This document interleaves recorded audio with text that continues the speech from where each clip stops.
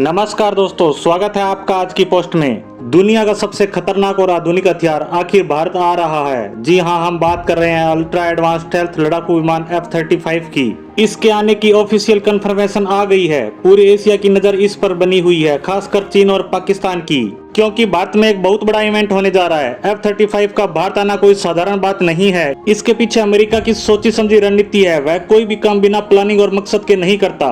तो क्या है यह मकसद और F-35 क्यों आ रहा है, इस पर बात शुरू करते हैं। दरअसल आने वाली 13 से 17 फरवरी के बीच बेंगलुरु में एयर शो 2023 आयोजित किया जाएगा, जिसमें भारत के लड़ाकू विमानों के साथ साथ विश्व में भारत के मित्र देशों के बेहतरीन लड़ाकू विमान शामिल होंगे। यहाँ वे अपनी ताकत का प्रदर्शन करेंगे। इसी जोर आजमाइश के बीच अमेरिका ने घोषणा की है कि हम भी भारत आ रहे हैं और यहाँ सिर्फ हमारा ही बोलबाला होने वाला है, क्योंकि इस बार के एयर शो में F-35 भारत आ रहा है। इस बार पूरी दुनिया को F-35 की ताकत के जलवे देखने को मिलेंगे कि वह क्या है और क्या क्या कर सकता है। इसी खबर के आने के बाद चीन के साथ पाकिस्तान की चिंता भी बढ़ गई है। दरअसल अमेरिका का F-35 को भारत भेजने के पीछे एक प्लानिंग है और वह ये है कि इसे भारतीय वायुसेना के सामने पिच करना चाहता है। यहाँ आपको यह तो पता ही होगा कि कुछ समय पहले भारत ने फ्रांस से 36 राफेल एयरक्राफ्ट की खरीद की है और वह सभी भारत आ चुके हैं। अब भारत 36 से 50 के बीच और राफेल विमान खरीदने का विचार कर रहा है, क्योंकि भारत को लगभग 120 विमानों की तुरंत आवश्यकता है। इसलिए भारत की प्लानिंग है कि हमने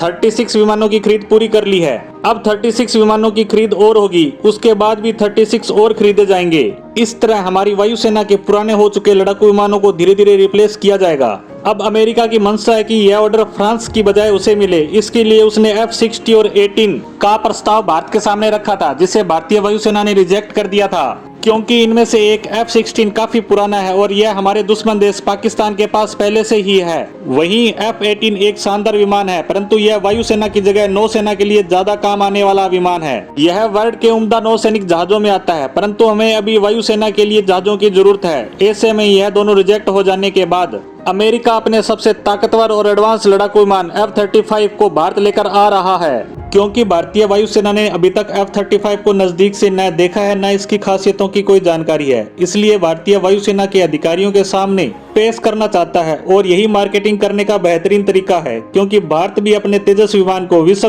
के देशों में होने वाले एयर शो में ले जाता है, जिससे इसकी ताकत और काबिलियत का अंदाजा अन्य देशों की वायुसेना को हो सके। अब सवाल यह है कि अगर भारतीय वायुसेना के अधिकारी F-35 से प्रभावित हो जाते हैं तो क्या भारत इसे खरीदेगा? तो शायद मेरे विचार से यह बिल्कुल किया जा सकता है, क्योंकि पिछले कुछ सालों से भारतीय सरकार उन्हीं हथियारों को खरीदने की मंजूरी दे रही है जो हमारी सेना की कसौटी पर खरे उतरे। उन्हें जो हथियार सर्वश्रेष्ठ लगे उन्हीं की खरीद की जा रही है।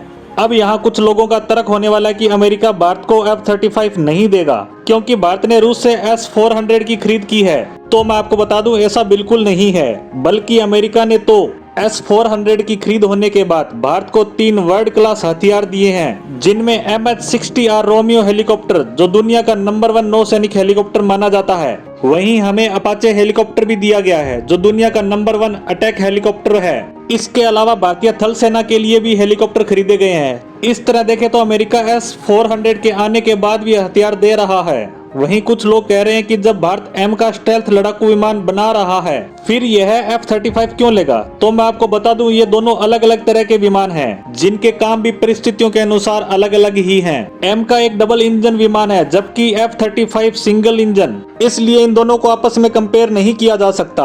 अब 35 भारत आ ही रहा है, तो देखने वाली बात है कि क्या यह भारतीय वायुसेना के अधिकारियों के सामने खरा उतरता है। तो आने वाले एयर शो पर हम नजर बना के रखेंगे। इसी के साथ इस पोस्ट को यहीं विराम देते हैं। धन्यवाद।